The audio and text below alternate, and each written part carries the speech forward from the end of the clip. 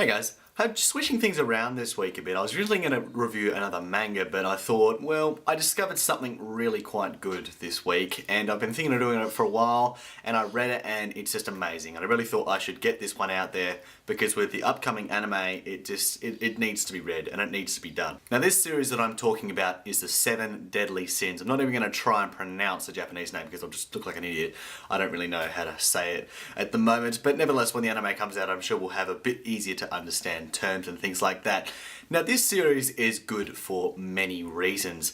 I'd say the story, the simplicity, and the fact that it's so well done in so many areas. It doesn't take itself too seriously, and it's just honestly a lot of fun to read. And I haven't had this much fun reading a series since I've read maybe The Breaker, and that was about 6 months ago.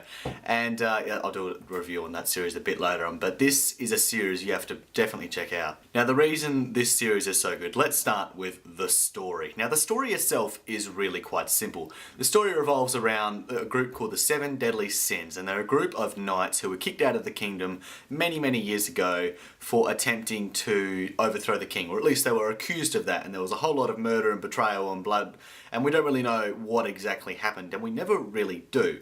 Now the main character is Medalist, and he is the main character of this group of the 7 Deadly Sins, and he meets up with this girl, Elizabeth, who later on you discover becomes a much more significant role. And they decided to go on a journey together to try and find the rest of the 7 Deadly Sins, which the captain has been trying to do for years.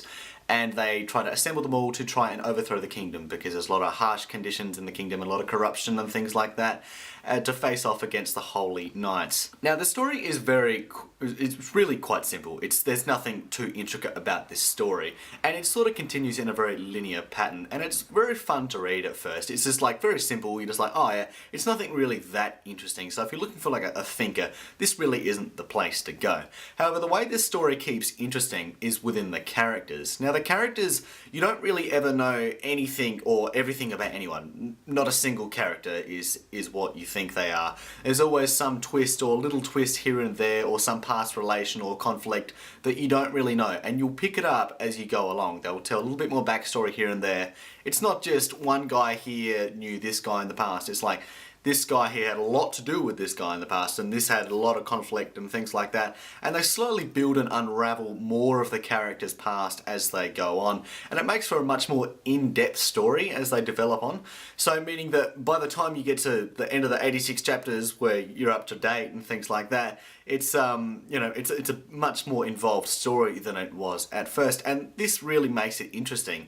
Now, the thing about the plot is there's a lot of things that sometimes you may not pick up on, and this can be a little bit irritating at times. I've had to go back, I think, maybe only once or twice, and just reread a chapter or something and think, oh, okay, so that's that person's name. There's a few names you have to remember in this, or a certain event, because sometimes they're just throwing so many details at you and all this backstory that you may not necessarily take it all in. Now, obviously this sort of varies from reader to reader. Some pick things up easier than others, but I generally find I pick up a lot of things pretty easy. And so this may be a problem for some, but if this stops you from reading the series, it just shouldn't, because it's a generally pretty simple story, and I think it's something that most people can follow along. It's even something that you might recommend to people in their mid to early teens. Now the art in the series, it's a little bit different in that it's not bad and it's not especially good, and the style itself you might even call a little bit dated. If you look at Medalist, the main character, he has rounded eyes and he's got this sort of circular features and things like that, and a lot of the other characters do, or even the sharper sort of character designs. They're a little bit more like the old characters and things like that. They don't really look like the modern Shonen characters like Ichigo and Naruto and things like that. And this isn't a bad thing by no means. I mean, it works very well with the story, and I think it's really up to the artist's choice, and it doesn't look a little bit too weird or anything like that.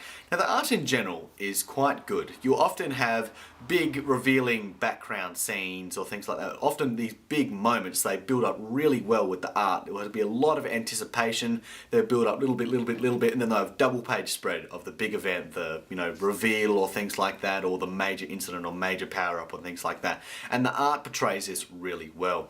It can have some really detailed backgrounds, so I find they're often within these double page spreads. Often when you find on the normal style pages and things like that, they'll just have the character themselves with a relatively simple background. They don't really ever go into too much detail. And this can be, it's fine. It's just that it's not really taking it to the next level like you might see in other mangas and things like that. The readability of the art and the manga in general is also it's just relatively easy. It's just all adds to the experience of making it a good, fun, casual experience. The series itself can be quite funny, it can be really quite serious, and I think it offers a lot of things that just a shonen should offer. This is, with the big three sort of winding down a bit now and things like that, and Naruto ending maybe even this year, and Bleach ending in 3 to 4 years I think it is estimated at, and One Piece as well. One Piece is just One Piece. It's about time that we had another shonen that came in, and this has the capability to run for, I would say, maybe even 7 years, and that's a big guess at the moment, I know, because it's only had about 3 years in serialization, just barely. But I think this is really what Shonen Jump needs, and this is something you really should check out. It hasn't got that many chapters out, and it's got an anime coming out very soon. Now, they're actually going to reveal the details for the anime, I think next week's chapter, and I'll make an extra video on that one when it comes out, as I'm going to be following it every week. Overall, guys, this is just a series which you absolutely have to check out. I haven't had so much fun reading a manga in such a long time. It's such an easy read. It's so funny. It's got a little bit of fan service here and there, but it's always layered in comedy. And it's got good bits of action. Everything is absolutely ridiculously overpowered, and it's just so much fun. If you're looking for a serious read, go elsewhere. Honestly, if you're looking for astounding art, go elsewhere. But this is just good at the things it needs to be good at. It's acceptable in every regard, and other features, it just goes above and beyond.